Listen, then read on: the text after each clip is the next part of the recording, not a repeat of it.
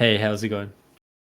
Hey, no, that's the first time I've been You're started. That's Yeah, so I always funny. I send the bot in first and then I join just as it's like finishing talking Uh-huh. because it always says that really robotic thing.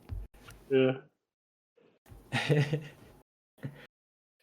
Yeah, it's funny like a company that makes a bot, like I guess this Crag bot thing, like they make it like the description of the bot is like recording your conversations and then as we see like the name has like recording in all caps and it says that it's just Uh-huh. funny how like a company that like every company is always recording us and like analyzing us and taking our data, but this company whose main business is recording you, it's like they try to make it so obvious that that's what's happening so no one will ever use their product and then be like, wait, you recorded me? It's like, what are you Yeah, yeah. doing? That is interesting. Yeah, that's the product and you want to make it really explicit.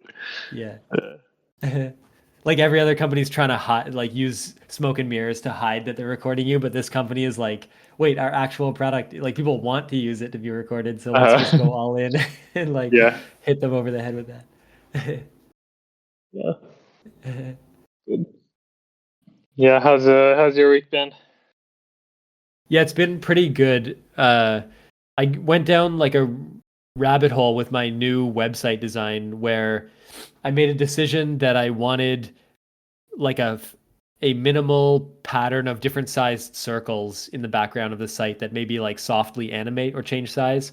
But then I decided to try for an effect that I've done before where instead of just having like, rendering like a perfect circle on a canvas, I render like a grid of points around the circumference of a circle and then connect them with a line and then animate each point in and out so that the circles have like a almost like a hand drawn edge, like in some way. But I have a bunch of screenshots of all these attempts that I've been making through the process because at first I sort of got it to where I wanted it, but the edges were too jagged because they're either you have like a lot of points and that's like expensive to compute or like only a few points and then the as they go in and out they're very sharp. So I decided to do like Bezier curves and I if you Cool. when you're doing like a Bezier curve there's these things called control points and so you just have to I think I kind of understand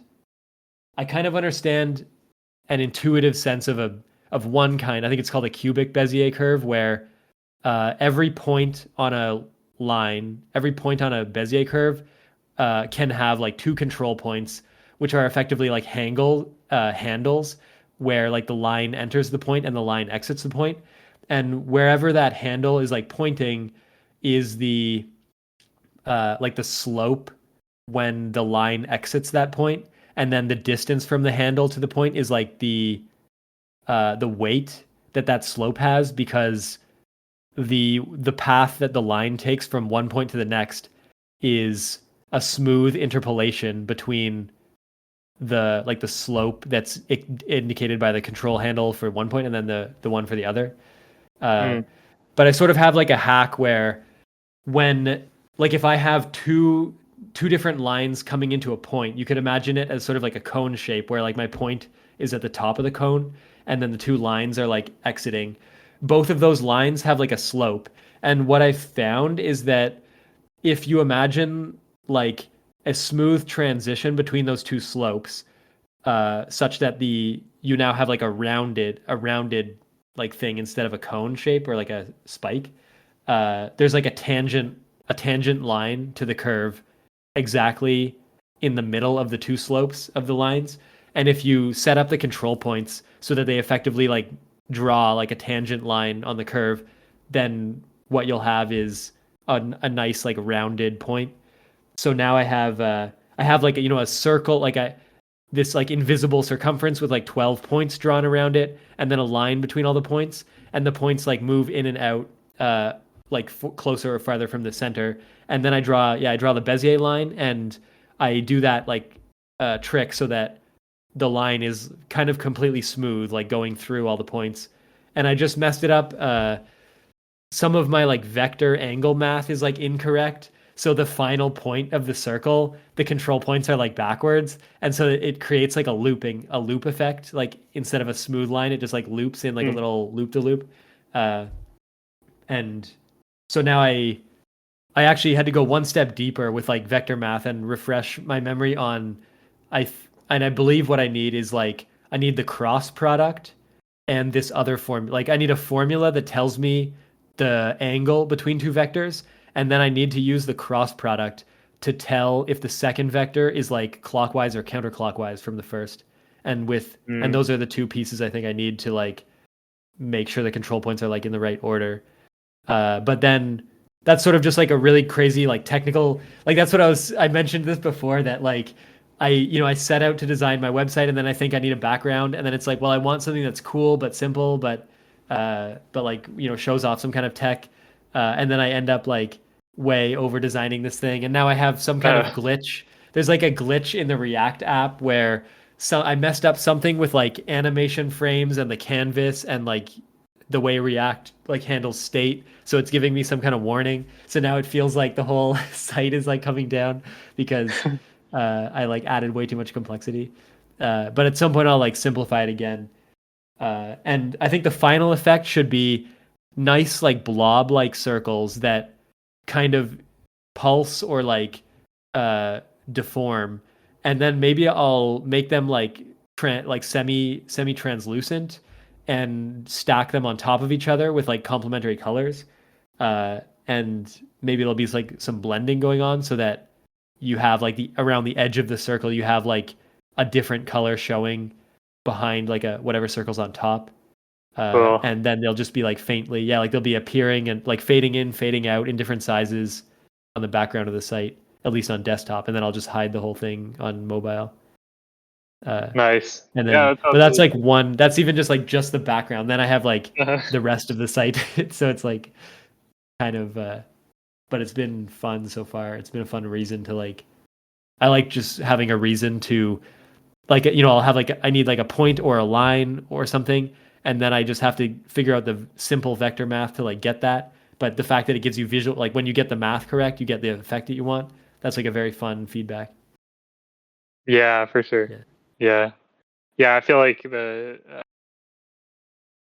like the intersection of art and math that yeah, is maybe common to like uh, graphic design type stuff like this. But yeah, uh, it's cool that like it's like well, it's like inefficient, sort of like it's like a thing that's making the it take like way longer to make this website, but it's also like well, that's where your artistic like creativity comes through. It's like the in the inefficient thing, you know, like it yeah, only you would have made it this exact way. yeah. It's fun to think as well that like visitors of the website would like look over the content in the main like column and then just maybe Mm, ignore like kind of mostly ignore the background, but like to have there be like this really technical thing like going on that could be like explained and it even could teach people about like the reason to have the cross product at least as far as I believe right now from my understanding. But it's fun to have like a practical example of a abstract vector math like operation that's just kind of there. And if people are just hanging around, like if your site's up in the background, you could just have like a conversation about how the things are rendered and there's a lot of like potential like once you have that foundation of like these things being rendered in that way, then you can layer on like other stuff. Like you know where the points are, you know various things about them, and you can like as you come up with new ideas or learn new things, you can like make them interact in more complicated ways. And that just feels like a fun like little playground like thing to have going on. yeah, yeah, that is cool. Yeah, something to build from, and yeah. And yeah, it's just like the thing that's the most interesting that I want to get better at is like this idea. Like I think I'm making like a pleasing effect. I'll have to make some decisions about like the size and amount of them and how they fade in, fade out, and like their color and this two-tone color idea.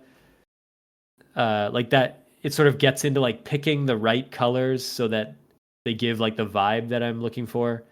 Mm, And that's kind of interesting it's just interesting, like making those, like being given like a simple like question of like what color are the circles? Are they overlapping? Are they like just a stroke outline with nothing in the middle? Like the speeds of things, like just making all these little decisions to create something that like makes people feel like a certain way when they look at it. And it's fun Yeah. to like, it takes a lot of energy. That part is the most energy draining because if you do it wrong, it's like it just feels like it's never going to be good and all that effort was for waste. And uh but then yeah, if you get it, if I when I see it done right, it's like kind of amazing. Yeah. Yeah, definitely. I feel like there was some tuning process. Oh, I like a while ago was like, oh, I want to make sort of procedural music for like a menu screen, and it was I was just like, yeah, like what's like a way I could do this sort of from scratch in Engine with Godot, Oh um, yeah. and like what I made was like sort of like a procedural thing that picks notes from a scale with like all these different knobs to control for like um, Huh. with like some amount of randomness and jitter, but like how many notes in each bar and like what are the space between the notes, like how many notes at the same time, um, that type of thing. And I remember I just spent like I don't know, like 3 hours just sort of like tuning those knobs until it was like I don't know if other people like this, but it was like pleasing enough to my ears where I was like, this isn't at the very least this isn't grating, and I think it's like a little interesting as well, and sort of fits the vibe that I'm trying to create. But yeah, it's You know, like there's I like don't. there's different scales of notes where if you pick any notes in the scale, they always sound good together. Do you know about those things? I this yeah. When I was doing this, I was like, because I had grown up playing violin and like in orchestras and stuff, but I never liked it. It was like kind of the one Mm. thing that I was forced to do. And so I think because of that, I like never I truly just like tuned out all music theory lessons I ever got.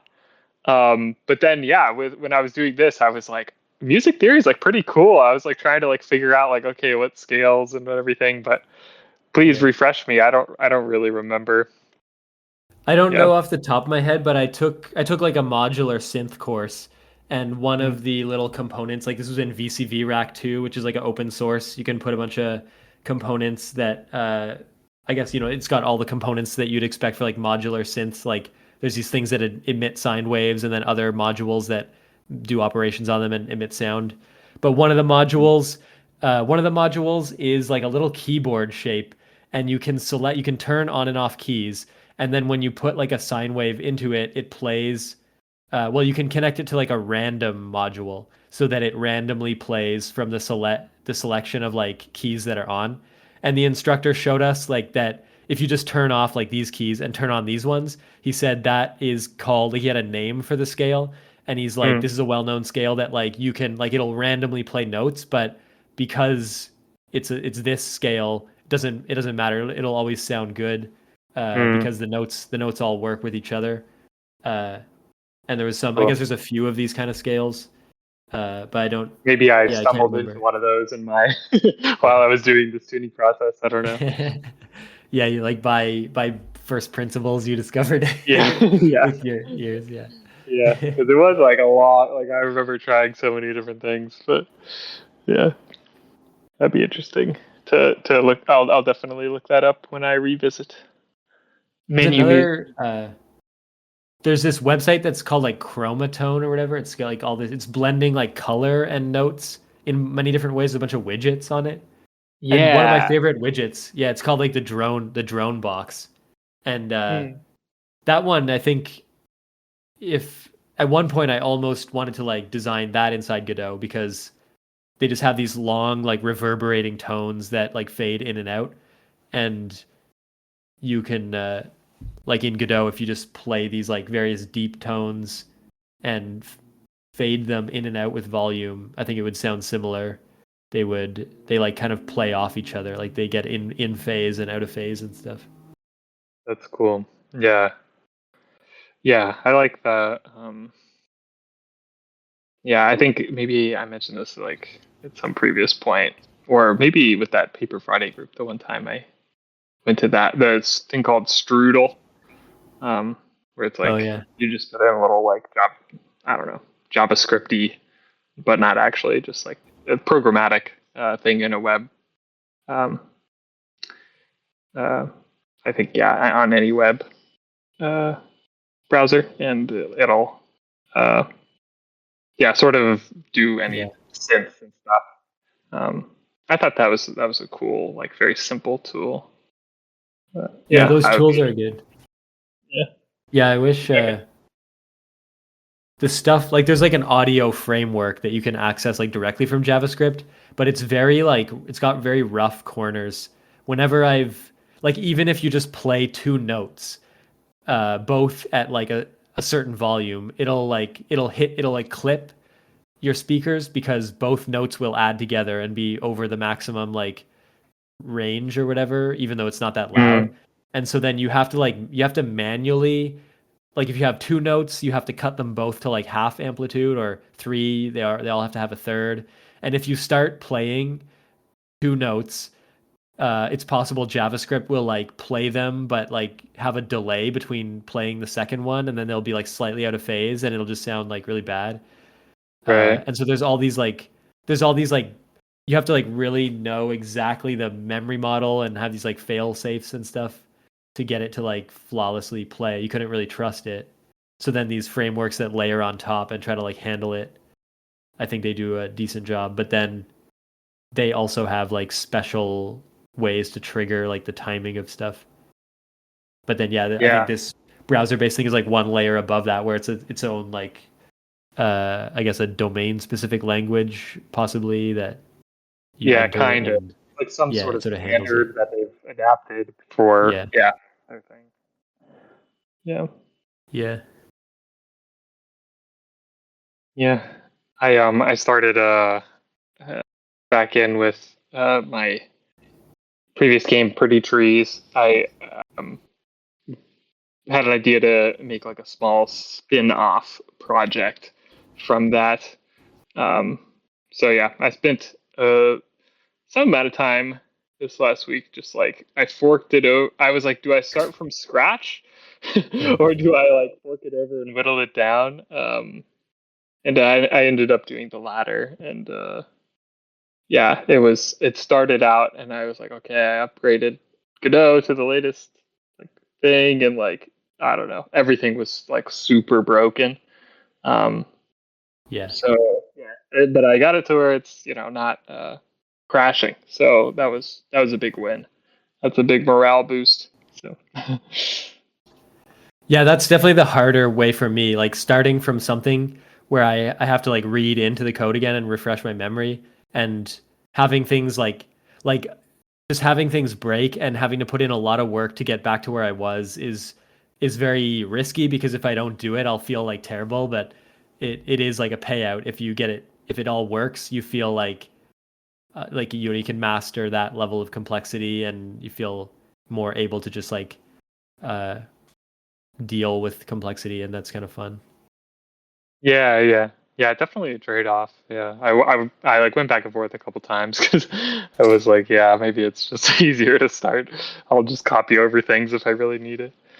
But Do you use like Git version control for Godot? yeah. Mhm. Um, but I don't know. I get it's like compared to like we're just like working on like even with just like five other people on the code base, it's like so strict with like code formatting and like all the checks and getting a code Yeah. review from like two other people and like being like way overly strict about keeping the code base clean, and then working by myself I'm just like way too laissez-faire about it. Like I should be should be better. I'll just like work for a day and a half and then be like, yeah, I'll just like, check everything in at once. And Yeah. not the correct way to do it. That's kind of what I'm doing at the moment with my actual job. Like I'm version controlling with Git and like doing pull requests like to myself to the main branch. But I do like a bunch of random work and then squash all the commits and just like write like a Yeah. just take various messages. And at some point I'm hoping I'll like clean things up, and at some point when the app is more stable I'll make like much more controlled like commits that make sense. But yeah, Hmm. it definitely there's you can get so much more velocity just by doing stuff, and the only thing you pay for it when if it gets too complex and then you lose like things break and you can't fix them, that's when you pay for it. But if Yeah. yeah, it's like if you strike the right balance you can get like maximum speed, and if you finish the project before everything like breaks then it's Yeah. good. It spirals out of control. Yeah. Yeah. I do like how Godot is like everything is a node, because that helped me a lot, where because there's always a case where like you build like one character and then you realize you want that character to be like part of a larger thing or multiple characters, and then that is all in a scene, and then you realize like that's one scene of a larger project. And Godot, it's just nice that in Godot everything's nodes. I feel like that allows me to reason much easier. Whenever I realize Yeah. like I need one level up of abstraction, it's always like the same. It's just like make a higher like put everything under a node, and then it's pretty much good. Yeah, totally. Yeah, I find it, yeah, generally really intuitive. Um, yeah, the only thing I've gotten myself into trouble with is I think relying a bit too much on like tool scripts, like in editor scripting, which like it's my own fault because they say in the documentation they're like, oh, you have to be careful you doing that about all these different things, and like you have to put in different fail safes. I was like, yeah, yeah, yeah. But then once it's like you get level like layers of complexity where like for for one I was like, oh, I'll try and do it so, and I still have it like this, but it periodically breaks. Um, where I'll spawn a tree and it's uh like a physical tree in the game made out of meshes. But then the node tree of that is like being created in editor. Yeah. And it's like, so it's like adding like 100 nodes within the editor, and then and maybe the nodes are like growing and like doing different things. And it's like I have crashed Godot like so many times. Like if I mess up like one thing in that, or yeah, and it'll be like, yeah, just the most random stuff. Um, so I don't know. I feel like I need a different model for doing like procedural generation, where like I gotta like make it a one-off. Like I've recently sort of changed it to be like um I forget what it's called, like an editor script where it's just like you click one button and it like attempts to do that within the editor, but like puts in all these try catches so if it fails, like it won't crash the engine. Yeah. um, but yeah, I don't know. That's the only like unintuitive thing that sort of has slowed me down with Godot. Um, but other than Yeah. that, Yeah, speaking of, it reminds me of one time I was working with either editor scripts or tool scripts, and I ran into like a feature that I wanted that they didn't have implemented, and it was like I wanted to be able like activate like an editor script and have it listen for like events in the editor and then do things in mm, response, so that basically so that I could like place a tile on a tile map in the editor, and then I would receive that that tile was placed with my editor script, and then I could make an Mm. adjustment to that because uh, and it was interesting because there's this video out there that makes this point where if you have, you know how like in tile maps you can put like you could put like three tiles in an L shape kind of, and the one that's on the corner will be like a special tile that is aware that there's like a tile to its left and a tile below it, and Uh-huh. it takes on like a certain shape. Someone made this point that like in a regular tile grid, when you make an L shape like that, you have a very tight like turning rate. Like if you look at the tile that's on the corner, on the inside, it'll be like this really narrow like you have to cut out a little tiny corner in order to have like big full tiles that fill the whole squares, but you still want it to be like a rounded corner. You have like these very tiny corners. So they kind of made this point that like it was this really hard thing to like visualize, but some people have some good animations. It's actually the guy that made like Townscaper or something talks about this style Mm. of instead of like you place a tile and the center of the tile is in the center of the grid, you actually place tiles on where like the grid lines intersect. And what that allows is that rounded tiles can be like full size, but also have like generous inner and outer roundings, and it's just something, it's hard to even understand like why that is a better property, but you can definitely visually see like the tiles have much better size and rounding to them when they're set like offset in a grid like this. And so essentially I Yeah. wanted to like have like a I wanted to have a tile map that let me just place tiles on the half grid in that way, but I determined that I needed like some kind of editor script, like post processing, to do a calculation. I couldn't really set it up intuitively or something. I think you can hack it together with like two offset tile maps, but I wanted to make like a tool that, oh yeah, it was that you can like place all the tiles and then run the game, and then it will show you what, like it'll generate the tile map post, like so you can't really see it and place it at the same time. But if you did have an Mm. editor script, you could do that. And but then you can't like detect events like that in an editor script, Right. which is kind Yeah. of I weird. think, yeah, Yeah. events are not or only. Yeah, in game. Yeah. Yeah, that is a an odd limitation. Or maybe it's not so odd, but I don't know. Certainly a But that limitation. would be an interesting, like if you downloaded like the source of Godot and tried to like expose those events, that would be an Mm. interesting, like that's like way beyond my ability. I feel like I just can't reason or even get large code bases like that to build, but it would be a fun, like you could give like a talk at a conference of it, like how to expose, like talking through the layers of Godot's architecture to like expose that event, like the journey to learning how to do that. That would be like it strikes me as like a pretty in-depth, fascinating thing that would be like a neat journey, Yeah, but kind of totally. ultimately pointless. Yeah. Yeah, it is the game images themselves I feel like are really fascinating. But yeah, also like a totally a thing where I can get distracted Yeah. by yeah.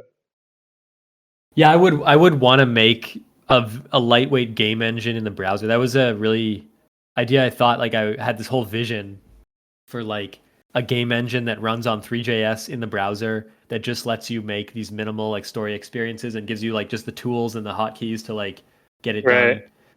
done. Uh, but yeah, it's an app that, but that's a very hard project to scope because I thought at one point I had this idea that every game would also be its source. So like you just send someone like like a statically hosted website, and when they play the game, there's like a key you can hit that just goes into the source editor of the game, and they can like edit and play the game in like real time. Maybe Mm. even you could like split it into two tabs so that like one tab is the game engine and the other tab is just the game running, and like you make a change in the editor and it just runs in real Hot time. refresh. Yeah, Yeah. that'd be cool. Yeah. 'Cause yeah, I feel like people do really love that's like the thing with like all the like engines that are used like educationally, like Scratch and stuff. It's like people really love like getting to see. like, oh, I changed this thing and it like immediately has an impact on Right. like a virtual space. Um, Yeah. yeah.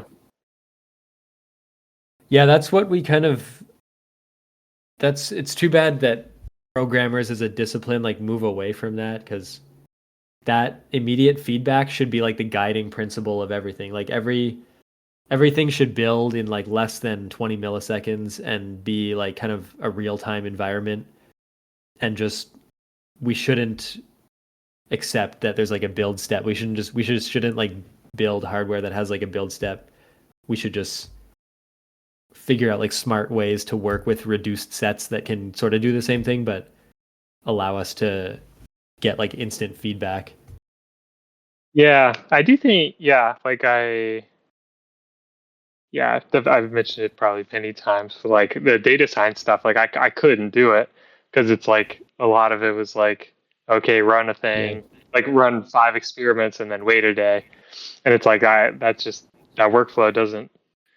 Uh, yeah, I Yeah. don't And like it. that actually, it doesn't feel like the truth to me either. Like, because what I've heard is you can, like, if you just take a small statistical subset of most data sets, you can get like basically a good enough answer from that Right, small sampling. And so it just feels like paying, like having like tons of servers and databases and day long like queries.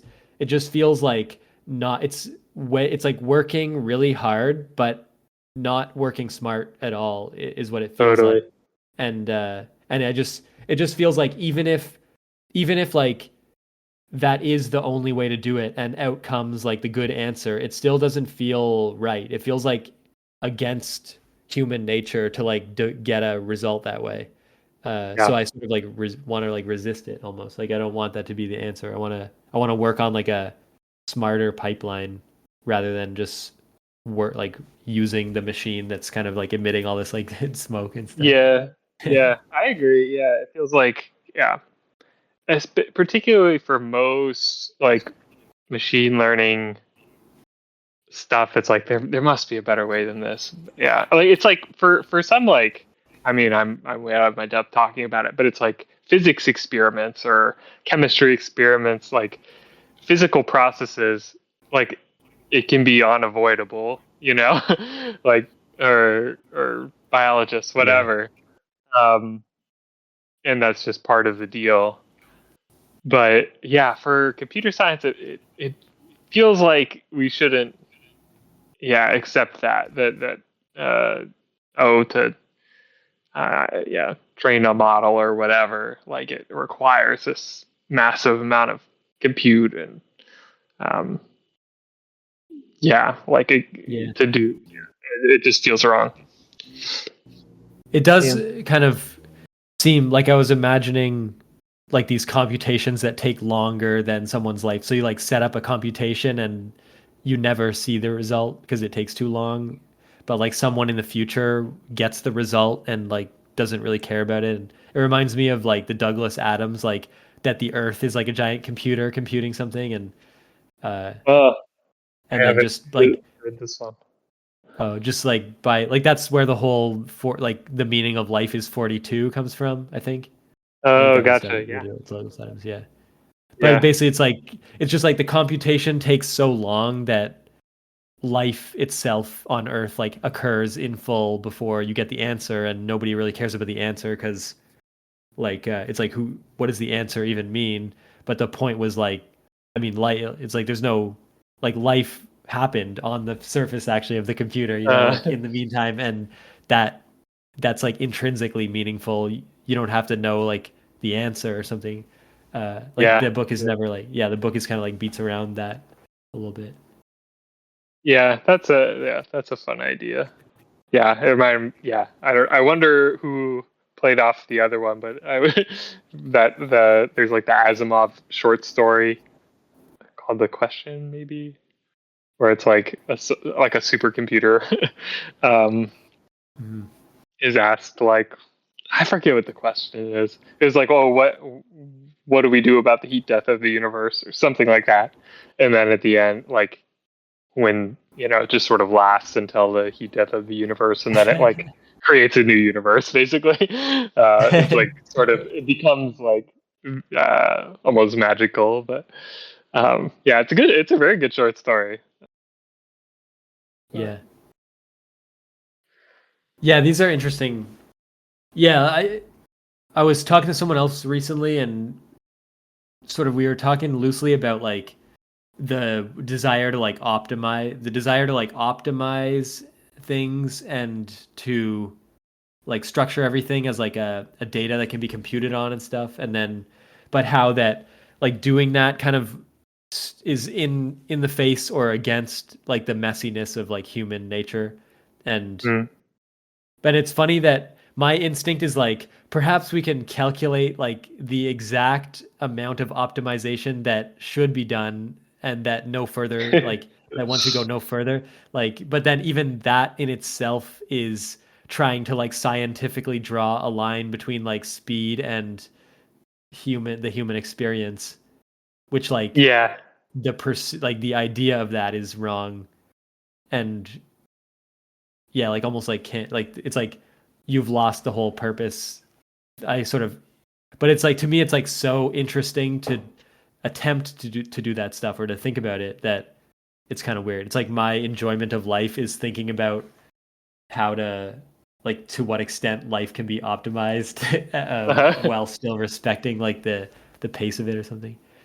yeah, yeah. It's I feel like it's not like so different than like just like some base human desires around like uh, creation and um, like expressing yourself through like yeah being productive and artistic and yeah creative generally. But it's uh, like I remember in I think it was like maybe 2019 or something. uh yeah, it just feels like forever ago, but I was like way more hopeful about like AI and like also even generative AI. And Mhm. like it's like oh like there's like ways in which like this could be, you know, sort of beautiful. And it's interesting to look back on that, and you know now I'm just like oh like this is this is so bad. But it like I don't know. I feel like there's something around like which direction is the gaze like classifying human bodies and faces and biometrics and uh, just like in human data, like where people are, everything about us for like advertising, all of that is like one direction of gaze that's like uh, sort of classifying people, like turning people into like complex human beings into small data points to Right. be, you know, extracted from. Whereas like there like was another version possible, maybe that was like, you know, every that was more like decentralized and uh oh, this can be for everybody to be able to like create things like for themselves, um, or like understand their own like context better. But that just like never Yeah. um, quite happened. I don't know, or maybe it did, but just not as dominantly. It does seem, yeah, like during the development of a powerful tool, uh, it's like it's very tempting to think like the great things humanity can achieve with this tool. But then like when you give humanity the tool and you see how they use it, it like reveals that like what you'd expect, like humanity, like this is what humanity is, and like the like how people use tools and what they do. And it sort of like yeah, like the things that come like first I thought of cars, like doesn't it make so much sense that everyone can transport wherever they need to go at any time independently? And sort of like before the age of cars, it's like this is going to be a golden era where everyone has the freedom to travel anywhere. independently, and then you give everyone a car, and you see like, oh, it just now you can spend an hour getting to the office, and in fact you have to, and like there's car accidents and everything, and it's just sort of Hmm. like the idealistic version, like seeing very like optimistically how a tool will affect humanity, and then in practice people just use it in like they're not trained well, they're not using it professionally, they're just using it to get by, or to like using it to optimize away some important part of Right. life that yeah. But then also yeah, Yeah. like the I guess kind of like the nuclear bomb was another example of that, and now AI is kind of becoming an example. But then these technologies like never. It's weird that over like the optimistic like golden vision before they exist slowly goes away, but then people do like some people stumble upon like all the good uses and avoid all the bad ones, and they sort of humanity like benefit, like some small people in different ways like benefit from the use of the tool without being exposed to its like issues. But then maybe we're on sort of a scale where like these technologies are starting to add up, the the growth and profits of like the previous like 3 decades as fueled by all these technologies, like kind of giving these little gains. But now we're getting to the point where like we've overused them, and we're sort of paying the price of relying on them all too much. uh Sort of Yeah. feels like that, yeah. Yeah, I think that's probably a good broad summary of, yeah, one aspect of what's happening. Yeah. Yeah, There was I don't know. yeah, I recently came across like, I don't know, I felt like there was like a very fascinating intersection of all these ideas to me. I don't know if it's related or not. Like I'm sure it feels like very core, so maybe it is related to this as well. But it was uh, like this person I met was uh, they want to like help like small people, like small candidates. Like they want to make some kind of tool or something for people that are like running for different kinds of office or positions, to like make them able to without them having to spend like so much money on the more expensive consultants that work with bigger candidates or something like that.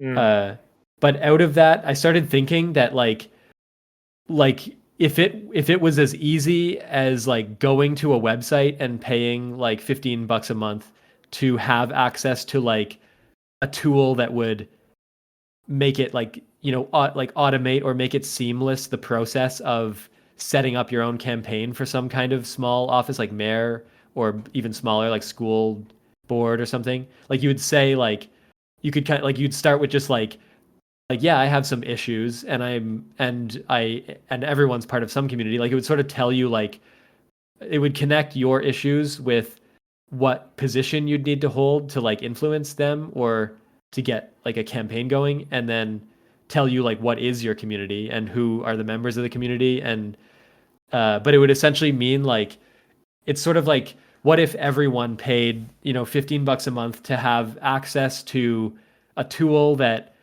made them essentially into like a public person. Like it made them into a candidate for whatever they needed to be a candidate for, to feel like their issues are being furthered by the work that they're like every time they think about issues or solutions, those are packaged and distributed in a way that other people can understand them as like an action plan for like a community. And people would like, what if a social network sort of like taught you what community you're part of, and then it would sort of like it started feeling like, and but I connected that, like this is kind of a confusing way that I'm explaining it, but like I connected it with like there was a time when there was like people on TV and people watching TV, and these were like two separate groups. Like you were on TV and you broadcasted a message, or you were like receiving a message. But then you look at today, and now like through streaming and YouTube, like anyone can be on TV. Like the tools of getting your message out in a televised way are, we could say, like democratized to everyone. And so now anyone can like, but you still have to have sort of like, you got to understand your message and workshop. Like Cory Doctorow is someone who does a very good job of like workshopping his message and broadcasting it on channels and becoming like a public person that you can like read, you can hear about him in many different ways and consume like who he is and learn his positions without ever talking to him. Like he's set it all up. But it's sort of like, what if every single like what if you could just pick any single person and get delivered like all their opinions and their considerations and what they believe is wrong, and you could like support them and vote for them in the same way that you can with like the way like political candidates tell you about what they're going to do and what they believe in and what they stand for. uh yeah, and but it was sort of like, because like we have like streaming, so we now have the technology for everyone to be like a public person that can gather a following and get funding and then have like bring forth their ideology or whatever. But I feel like we just need the final piece of like uh everybody who like kind of is just hanging around. Like we need to shape like, you could sort of collect all their writings and their messages and the things they create and the conversations they have, but weave that into like a packageable like a package that can be delivered in bullet points on a website and in novels and videos, such that they're not just like having these private conversations. They're now broadcasting ideas that other people can like hook into and support and gather, and people can endorse each other. And then you would have like, you just want this richness of ideas and the ability to like deep dive on any particular person anytime. uh but then yeah, that also connects with just creating content in general. Like I almost feel like that connects to this. Like this is just us talking, but now it's in a public way, and so therefore like we're just sort of missing, like we're not organized, we're not making a call to action to people, we don't have like an agenda. But uh I'm sure like on some subconscious level we do, and we're like, everyone's probably closer than they think to like uh giving a speech in the right form to the right audience, and then doing a little bit of work to like actually activate the change that they do want to see. uh and like creating a community, and then you could like, once you have a community, you can just endorse, like you can sort of endorse people and send votes to different directions. And that's like a powerful like that's like grassroots organizing. And it's just like an interesting, but all of this is so interesting because of like the fabric of society is breaking down, as we as we all know Yeah. completely. And so it's sort of like this moment where it's like, oh yeah, like there was like we have social media and it doesn't work, and we have the internet, we have streaming, we have like streamers, and we have raids at the end of streams and Patreon and like these small outlets and journalist founded outlets. And it's just sort of like, but there's people still just like walking around that have a sense of what's wrong, but they're not connected, and they don't believe that they themselves could quit their job and campaign and get so many signatures and land on their feet at the end of all that if they lose the campaign or something. Or maybe even like, yeah, even yeah, like one pivotal moment in my head was like, we sort of think of like, there's politicians and there's people that vote for politicians. But when you look, like if you look at just the class of politicians, uh, the thing they do is endorse each other. Like they all, like every politician runs for office, and the ones that lose do an endorsement. Uh, but then like, so like public people endorse each other, but as private voters, we choose like one person to vote for, uh, and we never can get elected. But it's sort of like, it's like, what if everyone, instead of thinking of who are they going to vote for, people thought of it as like, who are they going to endorse? And then like, if you want to increase the power of your vote, what you need to do is run a more successful campaign, in a sense, for yourself. Like put your ideas out there to your friends and family and your coworkers and stuff, in a way that like they start to understand and trust like your vision. and then you have the power to like endorse, like because you are a public person, you're a streamer, you're a YouTuber or whatever, you then have the power to like endorse a candidate.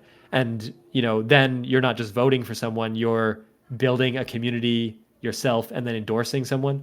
And I just feel like that's interesting too, because if you get like good enough at building community and endorsing, all of a sudden like you're now being endorsed and winning the elections.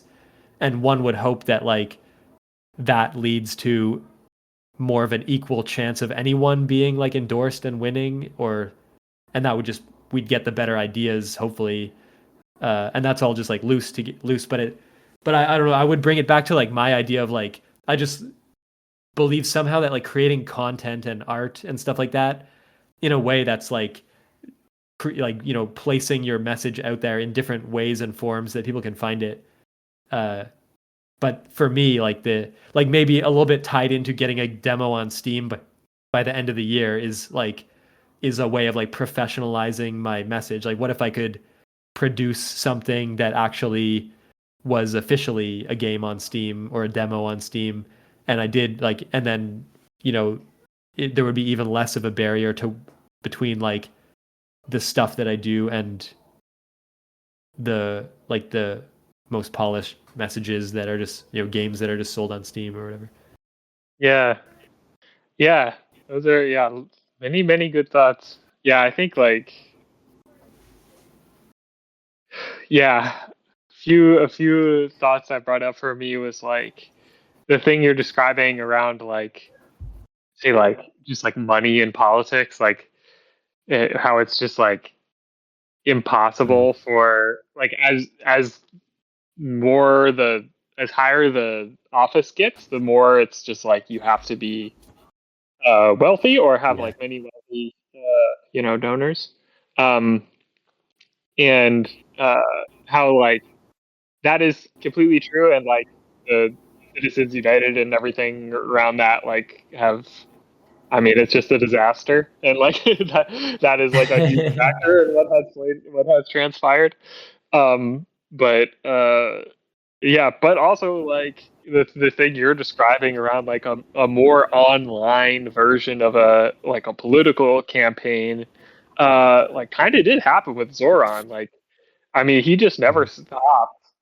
He just showed up everywhere, and like you know, was not particularly wealthy, but did manage to just like create an Yeah. immense amount of people power, and just like had these people canvassing like 10,000 people like every weekend, like or whatever, knocking on every door in New York City, and it's like.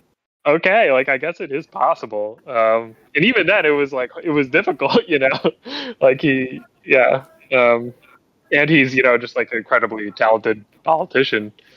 Um, but I guess for me that is kind of like the case study in like someone being able to win like that at like a pretty high office like New York City mayor. Like that's pretty. Um, I mean, yeah, it's not the most, but Yeah. Yeah, that's actually a really good example. In a funny way of framing it is like he Zoran won because he successfully rolled out a version of the metaverse, which is like activating people online, but then having them do things in real reality, like door knocking, like yeah, physically door knocking. But it's like that's the dream is like you collect people online, but then you map the online space and energy into a real world like effect, and because then you bring like the two halves of the world together, like the online and physical yeah. reality. Because it's like a Because real yeah. world, like it's so much better. Like it's just like I feel like people. It was just like a hangout thing too, and he like there were so many things that were just like fun and energizing about it. Like they would just do like hide and seek or whatever scavenger hunt stuff, and people would just like come and like canvas with their friends or whatever. Like became like just like a energizing thing to do. I don't know. It's just brilliant. Like yeah, because I don't know. There's like the most recent Jacob Geller video I thought was very good.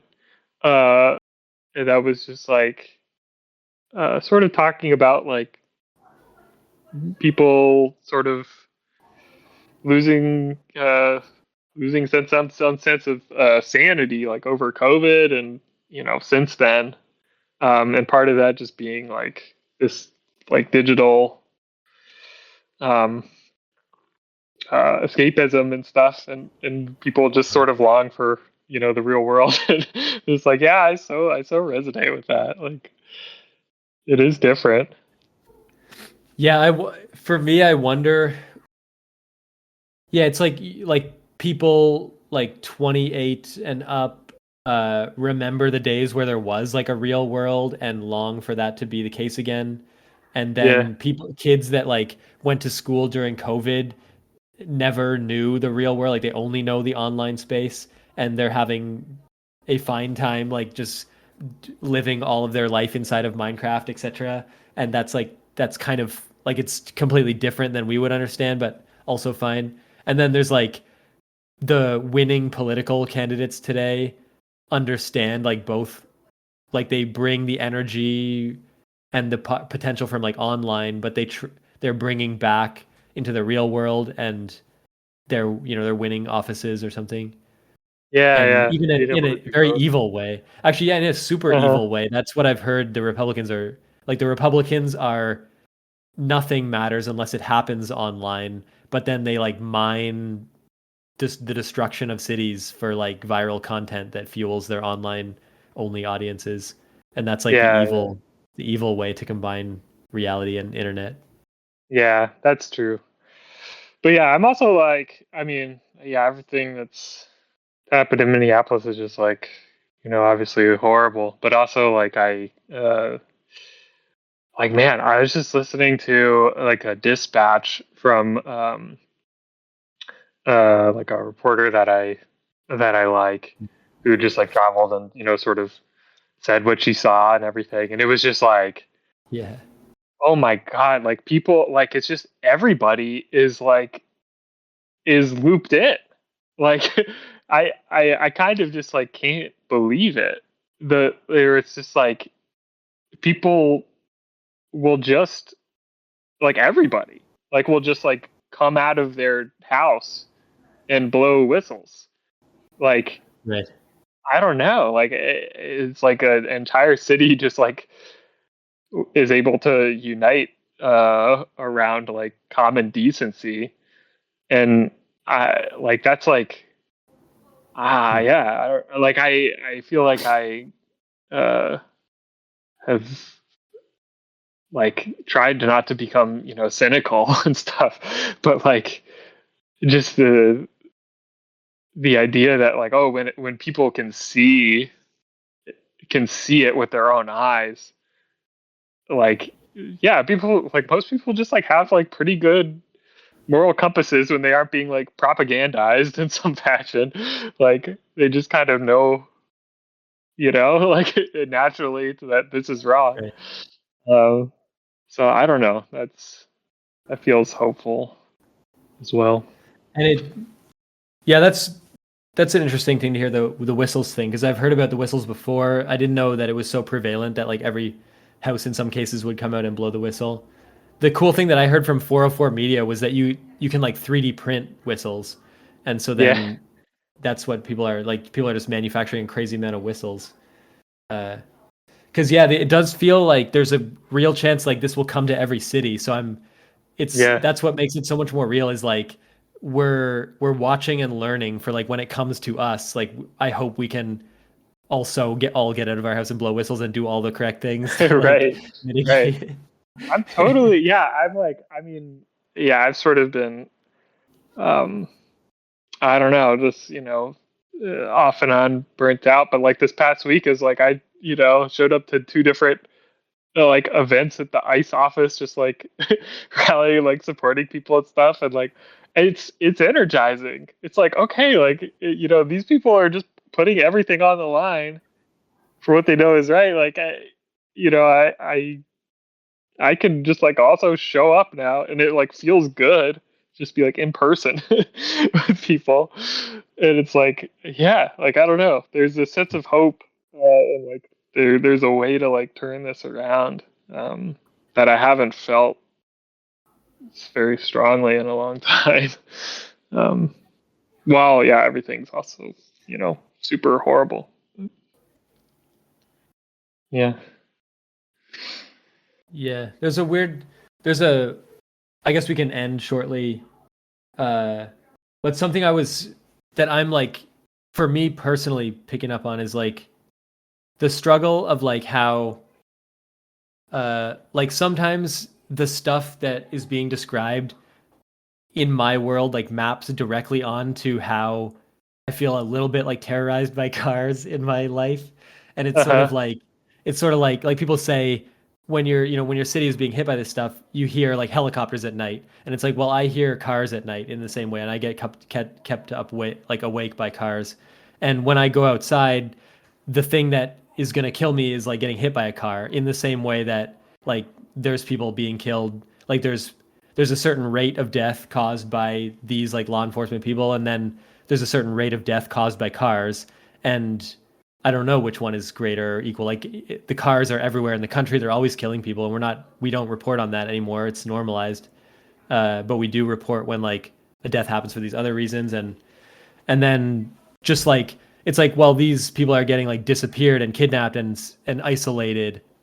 And it's sort of like when I go outside, everyone is disappeared into a car and isolated and like segregated, and there's no sense of community because it's all like packaged up in these metal boxes. And uh, it's like not really. I'm struggling with that because it's not really. It's like not the same thing at all. Like one is like this. Like sometimes I find that I struggle. Like it's very clear that one is like massively affecting certain people's lives or like everyone's lives in a big immediate way, and it's like very clearly unjust. But in the same way, like you see a person get hit by a car, uh, like what that was a random act of violence that like just the only difference is like it's labeled an accident, but like we're driving everywhere. Like, what did we think was going to happen? We sent 3,000 cars into every city block, and yeah, people are dying, and it's not anyone, like, no one cares, and it's an inconvenience, and like it's costing a bunch of money, and people are segregated, and like some people can't drive to their job or they have to pay bills to get their job. And it's just sort of like, I don't know, like, it's nice that when people are like really shown a clear act of violence, like they do it, but we certainly let like cars just kind of continue, and we don't blow whistles whenever a car drives by so that no one gets hit by the car. Like Yeah, it's yeah. like it's sort of, to me it's like one is, but then the same thing of climate change. It's like where climate change is still present and it's going to be the thing that takes us out. I would guess. And it's like, yeah, we're gonna stand up and solve all these other issues, and then we're all gonna drown like when the sea like like floods the whole continent. Uh, and but that won't be like a person. Well, it was like the billionaires all along, like pumping up the environment and then flooding us. But like it wasn't. They weren't like laughing about it in our faces, but now they are. So it's Uh, uh like it's weird how the parallels start coming together, and it's like, yeah, why is one thing very clearly it's just like a new thing that's wrong, and then the other thing is just this thing that's been wrong since our births, and we're just like, that's normal though. uh yeah, yeah, that's so true. Yeah, I mean, yeah, it's like it all matters, and yeah, like the systems that kill people all should be opposed. And like I remember when I sort of was first becoming radicalized against police violence and the carceral system, and was like, oh my god, like there's just like yeah. like millions of people just like in jail, like in like the vast Right, majority is yeah. just like for no reason, just like like being tortured, Yeah, and it's like no one gives a shit, yeah, but it's like, well, it's part of it to just like to keep calling it out and like uh center those people that are affected. And it's hard because yeah, it's just like the things people don't see, like yeah, like this idea of like, oh well, yeah, we'll just send the border patrol back to the border. It's like, well, what do you think they're gonna do there? Like, you're seeing what Yeah. they're doing here. Like, this is the same. Like, you can't. That's not a solution.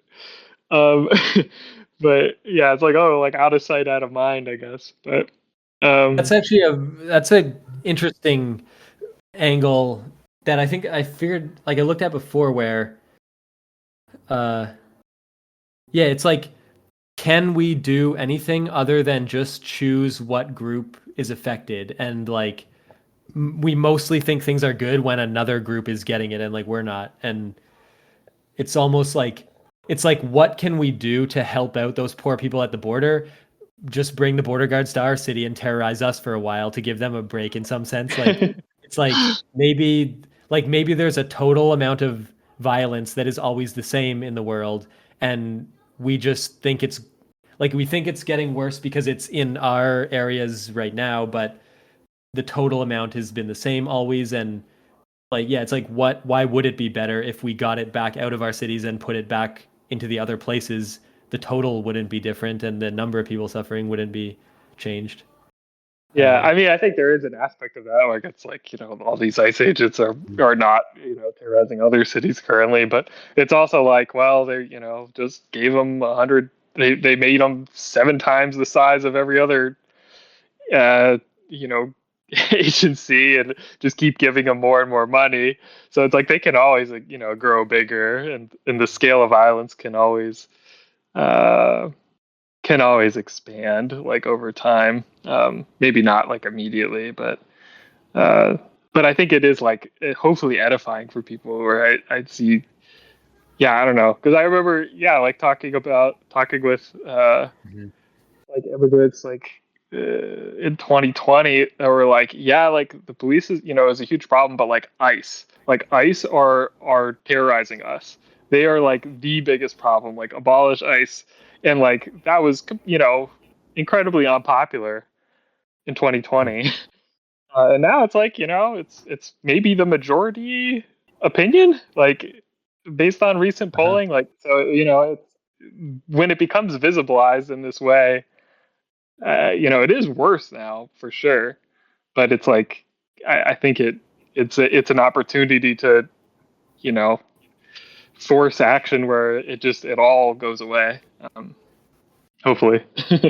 Yeah, and I guess the interesting thing is like, is there a way for the majority of the country to like learn this and have this experience without like having the experience? Like that's the interesting thing is like Yeah. now that this is happening to a lot of people, when like not like these people were already very empathetic about like the wars in other places, but it's like now they have the firsthand experience, they have more knowledge about what maybe even just how to help others or how like more empathy for others. And but then it's like it would be great if there was a way to get that empathy and that activation without like the exact bad thing happening like one for one. Right. Right. Yeah. I mean, I think. Yeah. I think just like maybe the broad thing is like the left has just been so decimated, um, in like the U.S. in particular, and I don't know, globally, um, for I don't know, all sorts of systemic reasons, I guess, but that are above my head. But um, yeah, I feel like that's the role of the left, is to sort of like say like, okay, like here's the history, and here's things that have happened. Here's like other ways of organizing Mm. society that aren't as violent or punishing. Um, and it's just That's really hard. important. Yeah. Yeah. Yeah. On that note, I listened to 5 to 4, the podcast today, and they had a 2-part episode of the Voting Rights Act or whatever it's called. They went through the history of it, and I guess the Mm, point that they made at the end of the episode was, uh, like as much as there's these moments where like everything falls apart and we regress to like now we have like stuff like like mild segregation or full segregation like again, they made the point that like at times in the past, uh like the slavers in the South, like they got a bunch of wins in the Constitution or whatever, and they thought they won, but like through incredible like feats of people like being active, we rolled that back and like we really did make a better era, and then later lost it and then got it again and lost it.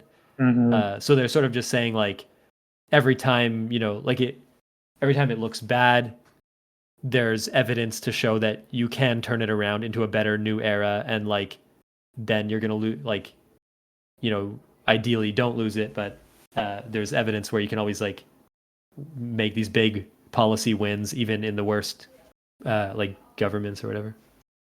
Totally. Yeah, I think that's a great point. Yeah, I feel like every time I start to feel like cynical and like like yeah, what's the point? Or it's like, oh well, like these people like fighting for for abolition of slavery in the South, like they did it for like their entire, like it was like 60 Yeah. years or whatever, like it was like so long, and like they even like right up until the end they were like, I don't know when this is ever going to end, but they just still, it's like, okay, like I have no excuse to, to like get cynical when like things go bad, like yeah. Maybe if I'm like 80 years old and things have only gotten worse through my entire life, then maybe I can start afford myself some cynicism. But yeah.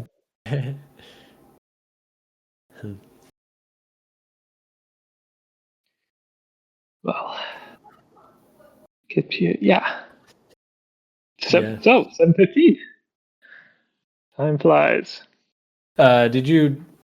Yeah, basically we can wrap up. I don't know if you're headed off somewhere, but I was going to ask about blueprints, or we can. I don't know if you want to talk because I saw it says you played blueprints in Discord Oh yeah. 3 days Oh, I ago. didn't know I was added on Discord. That's so funny. Yeah, I after my partner and I finished Root Trees, I was like pitching different games and we started up Blueprints. And yeah, they didn't really like it as much. There's not as much like instant, like there's not, speaking of the feedback loops, Yeah. there's really Uh, no like instant feedback. Like it's a lot of like doing these runs and sort of like being like, okay, did I gain any information? Unclear. I don't know. Have you played it at all? yeah, I played it once for a short amount of time, and then I played it a second time, where I essentially just like tried to walk to the end, the end, the whatever it's called, the final room, by just like Mm-hmm. placing whatever. Like I had barely no rooms unlocked, but I just like placed whatever room was most likely to take me there, and I ended up getting into a lot of rooms, and I saw that I was getting like coins and steps and things, and I kind of have like I don't fully understand how do you solve a puzzle or like what am I aiming for, but I kind of get that it sort of feels like it's like, yeah, I see like there's chess pieces in a lot of rooms, and probably I'm supposed to Right. write down like where they are, and then but then the question is like, I guess my guess would be like, okay, there's a chessboard somewhere and it's got the pieces are arranged, so if I arrange those rooms in that way, then uh I don't even know what would Oh. happen. Like, but it's like what would happen, and why would I care about the thing that happens, and what is the whole, what am I going? Yeah, it's just keeps coming back to like what am I trying for though? But I feel like at one point I was briefly in like the right headspace where I was just like, I was like, you know what? I kind of maybe I will just like spend time walking around blueprints until I get bored, and then if I get bored, I'll start being like, you know what? I've seen enough chess pieces. Let's write some down, and maybe that goes somewhere or something. And I feel like it would be cool to have like at least one aha moment in blueprints before I like quit the game Uh-huh. forever. Because Yeah. first it's just like it's like there's nothing I'm not, yeah, I'm not, I guess I'm not like that's the thing. I'm not like it feels like it's a game made for games journalists where they take all their skills of like playing every single game in existence, and they get just enough information to latch on to something that, and of course they have to play through it because they're games journalists. And but then it's like for the regular people it's like, well, I don't know what is a thing I'm supposed to look at and what is the room, even if I'm told that's, it just feels like an incredibly tall order of like uh, unless you give me like a checklist of things that are actually valuable in this room, I'm never gonna decide that one is and one isn't. And it feels like in blueprints maybe they all are, but then yeah, it's just like, but you also got to give me an objective that I'm like at the moment it feels kind of cool. Like I'm just barely missing that final room most of the time, so it's kind of fun to be like, will I get it this time? Like I'll take a run at it. But I don't have Uh-huh. any. I'm not like solving, not doing anything yet. You want a very minor spoiler that I'm like 3 hours in, and Yeah, I uh don't care about spoilers. You can yeah. say, yeah. Okay. Well, on my very last run, I got all the way adjacent to the room, to the antechamber, but then it was like it's not like a door, like it's like like a white indentation. So I'm like, oh, like I don't know actually how to get into this. So like there's no like door in or anything. So, yeah, I'm similarly just like waiting for an aha moment, or like there's some things where I'm like, okay, I'm making like small progress. Like I don't know, like there's like, oh, if I get the keys and and like the car keys, and I spawn the garage, then and I haven't been able to do this yet, but if I get all of that and then also spawn like a security room, then I can like do a permanent upgrade to the floor plan, which is like progress in the game generally. But I'm like, I don't know, like that wasn't like a puzzle. That wasn't like an aha moment. It's just like, oh, like I can, spend another hour and do all my runs just trying to achieve this one thing. Like that doesn't really take any brain power. It's just like luck. So I don't know. Yeah, I'm like I'm Yeah. sure I'm missing all sorts of things, but so far, yeah, Well, nothing is. I've been playing like a lot of Balatro, and so maybe that's why I'm thinking about blueprints in terms of Balatro. But it's like it seems like in blueprints people latch on to like a thing they want to do, and then the struggle is that you never get the RNG to like do that thing. But it feels like in Right. blueprints, because of how it seems that like everything you think is not a puzzle is a puzzle in blueprints. It's probably like you probably just have to keep finding different puzzles, and then when you go into a run you have to be ready to like do whichever one it gives you at that time. Right. And that's similar. That's like Balatro. Like you have your hand strategy, but then you play into whatever it gives you, and then you don't Yeah. win every time. But then yeah, but then I don't know. I find Balatro is like really fun and addictive, but Blueprints, because of maybe the speed you walk at and stuff, is like it's asking me to be more chill than I can be, and also it's asking me to like think harder than I've thought. So like, what does it want from me? Yeah. Yeah. Yeah, I agree. Yeah, I think. Yeah, I'm not sure if I'm gonna stick with it. Yeah, so far I'm not particular. I don't like hate it or anything. I'm just like, yeah, like it Yeah. hasn't made me feel smart yet, I guess. Yeah. You played Balatro before, right? You said it I a sure while. have. Yeah, Yeah. I got. How I was wondering how far you like I've beat every deck I have unlocked, I beat on the second level of chips.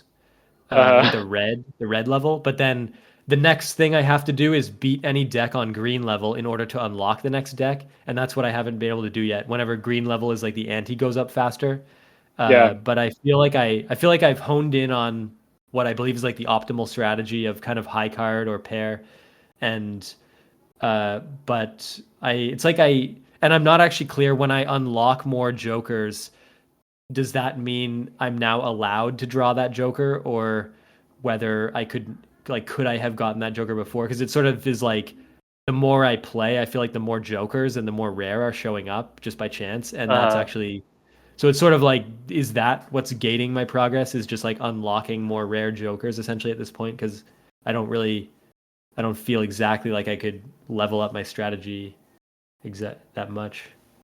Yeah. Yeah, I don't know. Yeah, it is like it is pretty fascinating to me where, I played like quite a bit. I beat it all based like I beat all the challenges and beat every deck like up to the highest level. It's And hard for then I me to believe, like I don't know what the constraints are, but it's hard for me to yeah. imagine that there's enough I could eke out enough more points to beat like another 6 levels. Because it's like okay, Yeah. it's like level 3 maybe, but like where does the other 5 levels of progress come from, right? It's like I'm not missing that Right. much. Right. It is remarkable though. Like, because Yeah. I think just through sheer repetition, it's like sort of, and like a little bit of like looking up, like, okay, what's the meta, which is pairs basically. Um, like I was like, okay, like I've gotten like reasonably good at this, but like on the highest difficulty, it was like it would still take me like at least a few tries on most of them. And like sometimes like there was one that I really struggled with. Like it took me like like 10 or 20 tries. But then there's some people like the Balatro University guy I that you didn't can know there was follow, a where guy. he just yeah, he beat the entire game without ever losing like once, I think. Like he's just like Like from the basically, first time I he ever. think so. Yeah, something What like does that that. even? That doesn't. Like he's Yeah. so smart. He like knows things that have not even been revealed to him Yeah, that are well, not like. apparently, like he's played it since like the alpha and like has Uh, given feedback on the design. So he just like he understands the game at a very very deep level, and it's like okay, there are levels well beyond what I'm like comprehending. So yeah, it is like kind of amazing how deep it goes, I guess. But yeah, because I was similarly like, okay, like I think I'm playing reasonably optimally. Like I don't know, but when I got to the end, I would lose more than half the time. But now it's like, oh no, apparently you can just like if you're good enough, you can like win every time, I guess. um, yeah, that's what the creator says too. He believes that you can win every hand if you just play well enough or something. oh, it's interesting. Yeah, Yeah, I was happy yeah, to make the shift from like I started out with the flush strategy, but now I feel like I really internalized why the pair and the high card is better. Because when you play a flush, you must play 5 cards. You don't have any other room to throw in like something else into your hand. Uh, and then and then it's kind of cool that when you play, like if you want to play like a single high card, you could have like an entire hand of like steel cards, and you're making full hmm use of like all the multipliers in your hand. And it's very like you can always, even if the cards are face down, you can play like a high card. There's like no restrictions, and so you have like a lot of flexibility. And then the stone, like you can fill your hand with stone cards that are very valuable, but you could never fit a stone card in your hand if you are playing a flush. And so there's like a yeah, limitation there. So I feel like I sort of crossed a couple of boundaries there, and that's what unlocked like the ability to beat level 2. Was this yeah, was understanding the game better. It was kind of fun. yeah. That is cool. Yeah, it is. Yeah, it's an interesting. Definitely an interesting journey. Yeah. The final the final level to it where I stopped myself from doing was like to get completionist plus plus if you have to like um beat you have to choose one of the deck types and like beat it at the highest level, and that'll whatever jokers you have in your hand at that point will get the like the high level sticker. So then you have to be able to do that with having every single joker Yeah. of that like in your hand. And I'm like, this just seems like miserable. Like I can't put myself through this. That's where it becomes blueprints. It's Yes. blueprints at that Yeah. point. Yeah. It just becomes a grind. Yeah, I love this game. I do not love it that much. So yeah. It's interesting looking at the credits of Balatro as well now. Like there's a lot of names in those credits at this point, and they're all like people that have ported the game and done like QA, and like there's a whole like it started with one guy, but then it's interesting. Like I don't know how that one guy that was also good at everything that he needed to be good at to make the game could also just kind of gather like a whole community of people to like do all the jobs and put the game on Yeah. platforms. And That's yeah, interesting. Yeah, I wonder it's if just he like a got that weird. through publisher Yeah, and stuff, or if he just knew people. Yeah. it's weird that like it's the same. It mirrors the same thing as Balatro. It's like he was born maybe and perfected over his with his determination, like the set of skills to make a hit game. And then Mm. once he made the hit game, he had to do like what you're talking about, that final challenge of like, and now you essentially have to be like a CEO and everything of like a Yeah. small like organization to like do Yeah. this international rollout of the product. But like he was happened to be like skilled enough to do that as well. Yeah, yeah, that's true. Yeah, and for Balacha's case, it's like that game is good enough that I think it really just kind of carried the marketing like by itself because it's just like I feel like most people that play it just like are like instantly obsessed and yeah, it's just like maybe if your game is that good and addicting, like it just Yeah. will spread with less Uh-huh. marketing experience, I guess. Yeah, it is. It's nuts how holistically it all comes together. But then also, if you look at any pixel on screen, it's doing something fascinating, and it's Yeah. just like to me that's the part that's like perplexing. Is like why is every pixel entertaining me, but also all the pixels together are putting on like a grand show, and who Yeah. could possibly see everything at all those levels at once? Uh, like the same Yeah, thing it's of like brilliant. if you look at the background in Balatro, it's like the background is entertaining and fascinating by itself. And that's essentially what I'm trying to do right now is like make a background for my website. And it's like, Uh-huh. can I even like I've like spent like 3 days like trying to get a circle that animates drawn, and it's like, can I even pick the right color from like the set of predetermined tailwind colors that'll make it look nice? Yet Yeah. like this Yet like everything else of Balatro is layered on top of this of the Balatro background, which is better than like uh anything that I'll come up with for my background or something. It's Yeah. like how Yeah. it's like what does that mean? Every little choice you yeah, sort of nailed it on the first try. Yeah. Yeah. Well, yeah, All right. I'll see you next time then. Yeah. See ya. Take care. Yeah.